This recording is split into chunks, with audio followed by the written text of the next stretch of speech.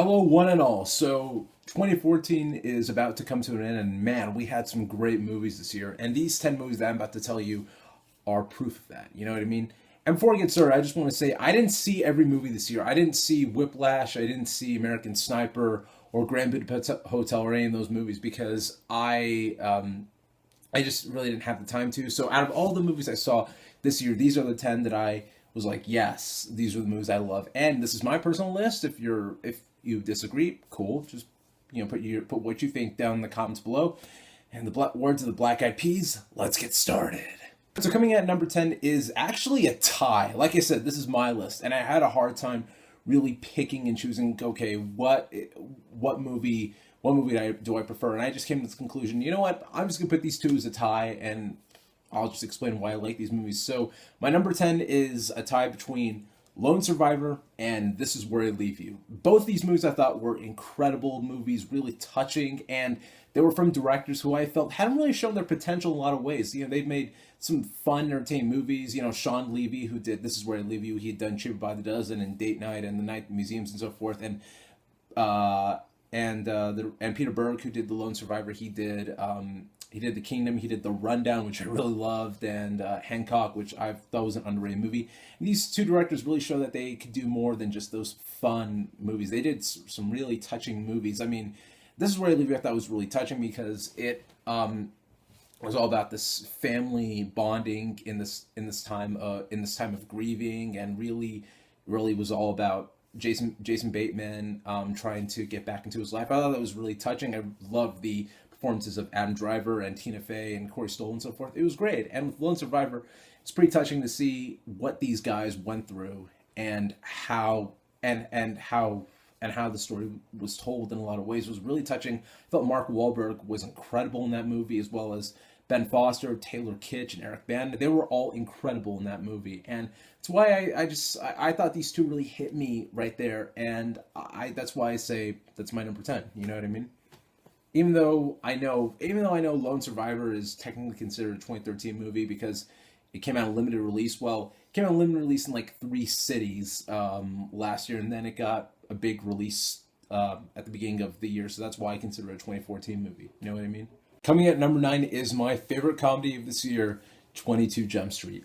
I loved the first Jump Street so much. I thought it was hilarious. I thought it was one of the big underdogs of 2012. And doing a sequel to that, I was like, I don't know how they're gonna pull it off. How they're gonna recapture the magic of the first Jump Street. They did it. They didn't just capture the magic. They beat that magic and they took it to a whole new level. I thought 22 Jump Street was hilarious. I love the fact that it acknowledged it was a sequel, made fun of the fact that it was a sequel, and just everything got stepped up. The action was stepped up. The comedy was stepped up. Everything I felt a good comedy sequel should do in a lot of ways. You know what I mean? And I can't wait for the third one. And even though I've heard like talks that they're going to do a Men in Black Jump Street crossover, I usually think that's a dumb idea. But after seeing 22 Jump Street, I'm totally up for it. Right at number 8 is Marvel's riskiest property, Guardians of the Galaxy. And I'm someone who's read Guardians of the Galaxy comic books here and there, even though my favorite characters in those comic books were Rocket Raccoon and Adam Warlock, and they still are. But I was always concerned about how they were going to do Guardians of the Galaxy. It's a tough property to do, and they didn't just do it good. They nailed it perfectly. The movie was hilarious, and it was exciting. It was everything I think a Marvel movie should be and more, and I loved it for that. You know what I mean? Chris Pratt was great. Bradley Cooper was great. Zoe Saldana, Dave Bautista, and Vin Diesel. They all worked well, and you can't think of anybody else more perfect for the roles of Star Lord and Drax and Rocket Raccoon and Groot and Gamora. Hearing what James Gunn has planned for the Guardians of the Galaxy 2 sequel makes me so amped up to see what he's got planned. I can't wait to see what he does. Coming at number 7, number 7 proves that everything is indeed awesome. That's right, the Lego Movie is number 7. I haven't seen How to Train Your Dragon 2 yet. I know a lot of people say that's the best anime movie of the year so far, and I won't disagree with them because I think it does look incredible. But judging from what I had seen of all the other anime movies this past year, the Lego Movie is the top dog. The movie was touching. I loved how you had Batman, how you had Star Wars in there, and somehow just make it work. It was hilarious, and I loved it. And I loved how they created their own franchise in a lot of ways. They created their own mythology, and that's really, really cool. And I can't wait to see what they did with the spin-off films and so forth. I was so I was so excited by this movie. I loved it. This movie made me feel like a kid again, just like the anime movies I grew up with, like Aladdin, The Lion King, and Toy Story and so forth. All right, number 6 is Gone Girl, David Fincher's crime thriller, and this movie was tense. It was intriguing. The performances were outstanding, especially from Ben Affleck and Rosamund Pike. It was just a great movie. You know what I mean? And I want to watch it again and again just so I could see all the clues that I may have missed. That's one of the great things about David Fincher films, is that you may have missed some clues the first time you watched it. But yeah, Gone Girl. Gone Girl is my number 6. The movie proves one thing: Ben Affleck will kill it as Batman, no question about it.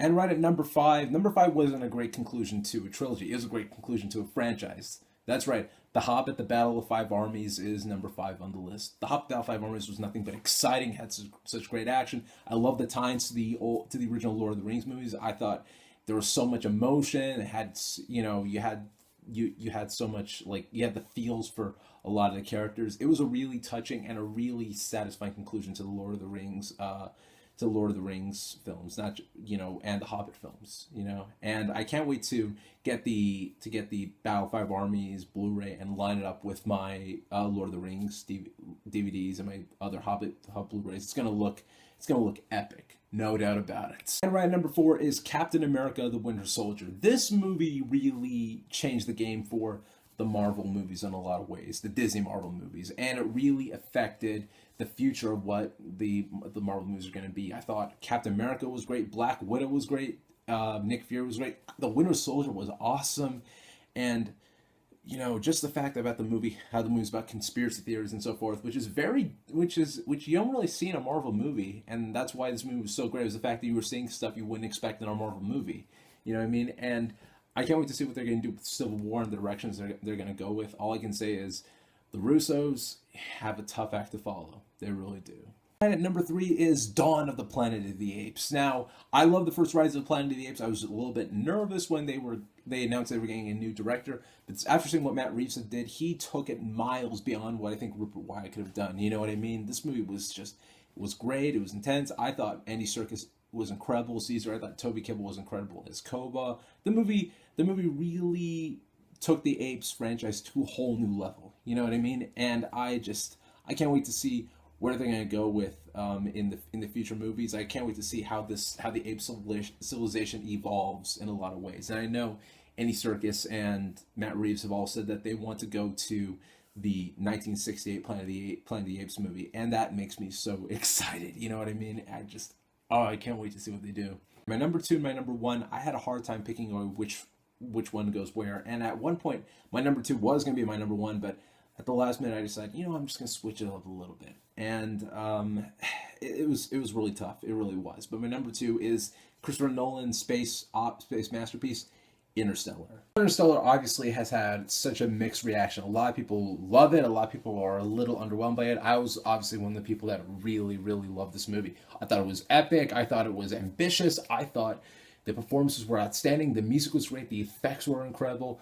Oh, man. I don't know how Christopher Nolan does it. I don't know how he can make great movie after great movie after great movie. It's impossible, really. You know what I mean? But he does it, and it excited me. You know what I mean? And I can't wait to see what Nolan does next. It was just, oh man, this movie makes you want to go to space for real, because this movie really shows how incredible space can be in a lot of ways, and that was just fantastic. McConaughey, you keep killing it, man. Keep killing it with True Detective. Keep killing it with every movie you do. Trust me, man. You're on a roll. Don't do any more. Don't go back to do Ghost Girlfriend's Past or anything like that. You're done, man. You're done. My number 1 movie of the year is X-Men: Days of Future Past. It's maybe no surprise to you. I love this movie so much. I am a hardcore X-Men fan, as many of you know, and this movie gave me everything I had wanted in an X-Men movie and more. It gave me exciting action, gave me great characters. It destroyed everything that Brett Ratner had done, which made me so happy. And seeing what Bryan Singer is doing with X-Men Apocalypse, I am more than jacked to see what he does. I really am. It's just Days of Future Past is I will still say I will still stand by this. Days of Future Past is the best Marvel movie ever made. This movie was just exciting in so many ways and emotional and just touched me in all the right spots. So congrats, Days of Future Past. You're my number one. And that's it. Those are my top 10 favorite movies of the year. That's my list. I stand by everything I said, and like I said, if you're not cool with it, just write a comment below. So I just want to know, what were your top 10 favorite movies of the year? And stay tuned, because I will give you guys the fun list, the top 10 worst movies of the year.